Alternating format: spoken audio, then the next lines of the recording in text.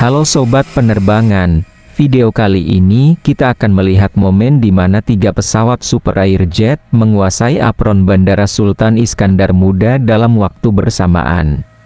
Maskapai super airjet saat ini menjadi penguasa di Bandara Sultan Iskandar Muda, di mana maskapai ini memiliki rute yang paling banyak di Bandara Sultan Iskandar Muda. Selain menuju Medan dan Jakarta, super airjet juga membuka rute menuju Kuala Lumpur.